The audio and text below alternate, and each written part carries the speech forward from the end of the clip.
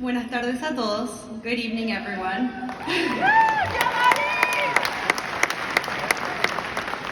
My name is Marina Cora, and I'm honored to be here tonight as the 2024 Saleductorian.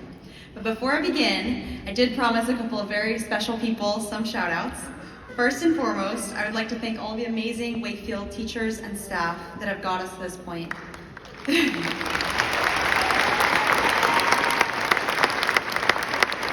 As well as my best friends, Morgan and Olivia, my amazing sister, Elena, my boyfriend, Harrison, and of course, my parents. Thank you. 2 weeks ago, I received an email asking if I could prepare a speech about the future. So I could stand here for 2 minutes rambling on about what amazingly bright futures each one of you will have. I could even throw in the "our future's in your hands" line. But that would all be a lie. Just 4 years ago, we walked into Wakefield High School dreaming of the end.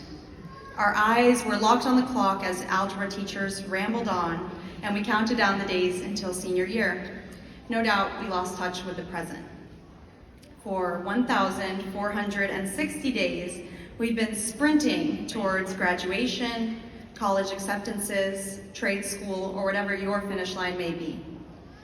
But what for? This is a question I didn't know I needed the answer to until I met a patient I'll call Rosa. A few months ago, my boyfriend Harrison and I were on shift as emergency medical technicians when we arrived at a home for a 92-year-old woman complaining of intense pain. Rosa's daughter answered the door and explained that her mother had been complaining of chills, a headache, body aches, and crushing chest pain. On the bumpy ride to the hospital, I realized that the only treatment I could offer her was distraction. So I asked in Spanish about her daughter and the typical pre-hospital small talk.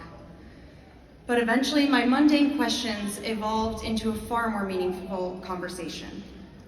I asked her if there was anything she wished she had done differently in life.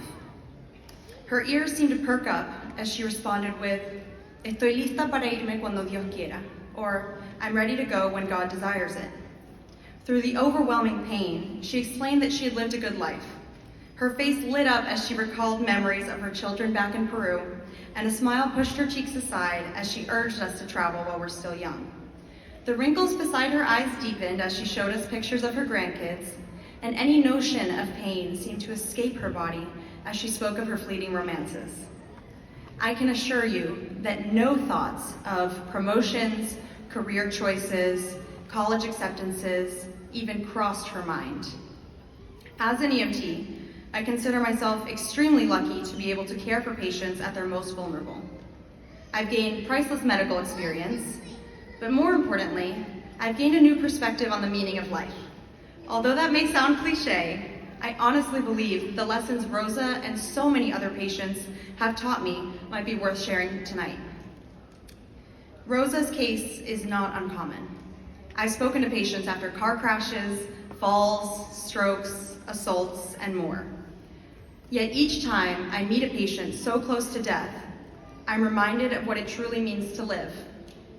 These patients manage bright smiles at death's doorstep when they reminisce on times they lived presently. So instead of sending you all into a meaningless game of chase, I urge you to forget both the future and the past.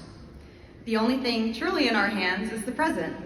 So when stressful interviews or less than ideal test grades inevitably come your way, wonder not if they'll prevent you from getting your ideal career or dream home.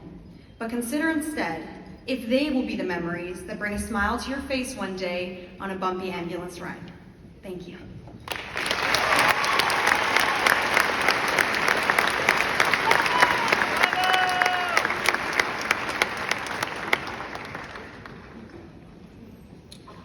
Good evening, graduates, family.